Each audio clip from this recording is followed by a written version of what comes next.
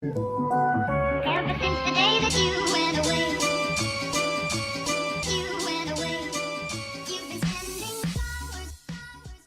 Oi, gente linda, como vocês estão? Hoje eu vim trazer um outro assunto para reflexão.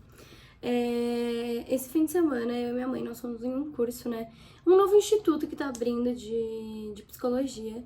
E foi o primeiro encontro. E uma das palestras que a gente teve foi sobre luto, sobre perdas.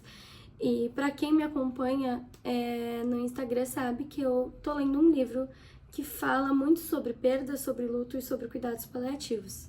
A Morte é um Dia que Vale a Pena Viver, da Ana Cláudia Quintana Arantes. Ela é uma médica e ela trabalha com cuidados paliativos. E eu achei que seria interessante a gente falar um pouquinho sobre isso. Recentemente também, eu ainda considero recentemente pelo menos, nós tivemos uma perda muito importante na minha família. O meu avô faleceu, então foi um processo bem complicado, além de outras questões que aconteceram também.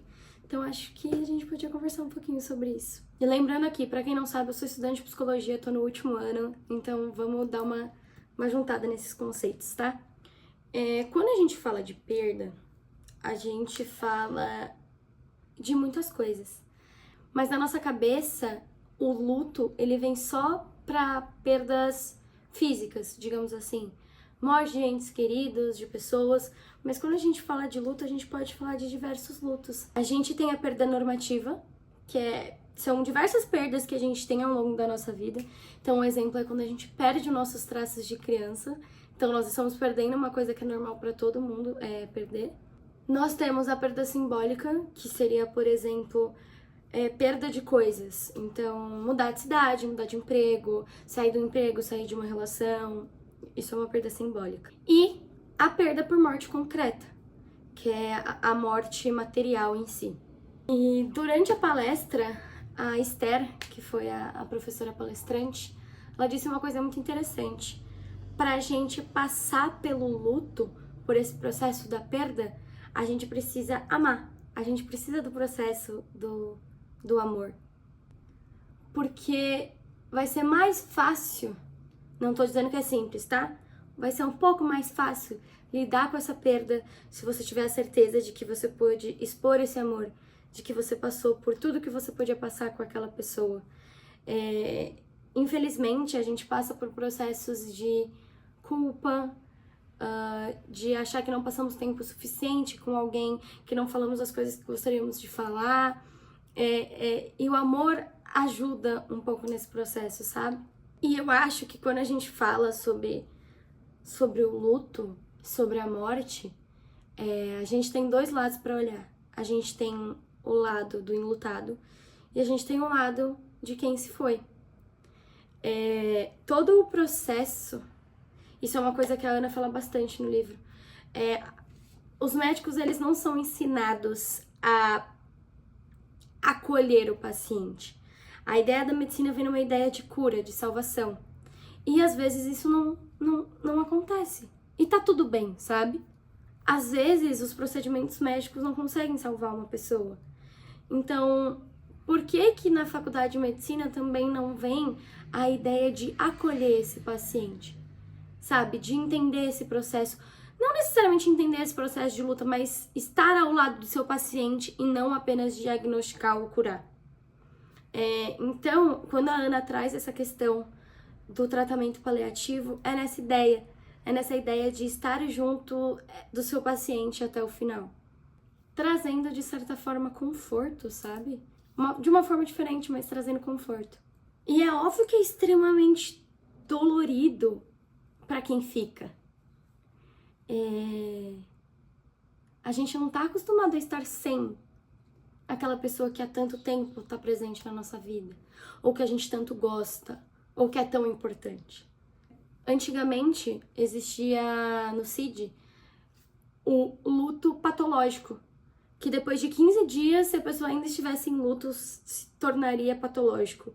Mas quem somos nós para decidir o quanto tempo uma pessoa pode estar em luto? Naquela famosa história, existem os dois extremos, né? Quando a gente fala do luto e do luto complicado. Hoje em dia não é correto falar luto patológico. O problema entra quando a pessoa ela fica em um dos dois extremos, ou no luto desesperado, ou no não sentir nada. A gente precisa de um pêndulo entre esses dois momentos para esse luto ser saudável, porque senão ele se torna complicado. Eu sei que é muito difícil falar sobre isso. Dói, é incômodo, mas a morte é a única certeza que a gente tem na vida. Literalmente a única certeza. Então, eu acho que tá na hora da gente parar de colocar um tabu nesse assunto. Eu já falei um pouco disso no Instagram também, sobre um livro muito específico, Para Toda Eternidade e o Crematório, da Caitlin, uma agente funerária. A morte acabou se tornando um tabu. É natural a gente ter medo da morte, ou da forma como a gente vai morrer. Ela deve ser olhada com respeito, com honra. A morte, em algum momento, ela tem que ser acolhida, porque ela vai acolher a gente. E esse processo não precisa ser tão doloroso assim. Página 174. Passamos a vida tentando aprender a ganhar. Buscamos cursos, livros, milhares de técnicas sobre como conquistar bens, pessoas, benefícios, vantagens. Sobre a arte de ganhar existem muitas lições, mas e sobre a arte de perder? Ninguém quer falar a respeito disso, mas a verdade é que passamos muito tempo da nossa vida em grande sofrimento quando perdemos bens, pessoas, realidades, sonhos. Temos 1000 razões para sonhar, mas quando perdemos nossos sonhos, não deveríamos perder a razão. Vivemos buscando discursos que nos mostrem como ganhar, como conquistar o amor de nossa vida, o trabalho da nossa vida. Acredito, porém, que ninguém se inscreveria num curso que se chamasse Como Perder Bem ou Como Perder Melhor na Vida. No entanto, saber perder é a arte de quem conseguiu viver plenamente o que ganhou um dia. Cada perda existencial, cada morte simbólica, seja de uma relação, de um trabalho, de uma realidade que conhecemos, busca pelo menos 3 padrões de sentido. O primeiro diz respeito ao perdão, a si mesmo e ao outro. O segundo é saber que o que foi vivido de bom naquela realidade não será esquecido. O terceiro é a certeza de que fazemos a diferença naquele tempo que termina para a nossa história, deixando um legado, uma marca que transformou aquela pessoa ou aquela realidade que agora ficará fora da sua vida. Aceitar a perda tem uma função vital na nossa vida que continua. Sim, é difícil continuar. Sim, é difícil ver esperança, é difícil ter vontade. Mas nós estamos aqui. Nós ficamos. Por que não tentar fazer o melhor com o que a gente tem agora? E lembrando aqui um adendo rápido, caso você esteja passando por alguma situação, esteja passando por algum luto, precisando de ajuda ou qualquer coisa desse tipo, não esqueçam de procurar o psicólogo, não esqueçam de procurar ajuda, tá bom? Vocês são amados e também merecem ser cuidados, tá bom?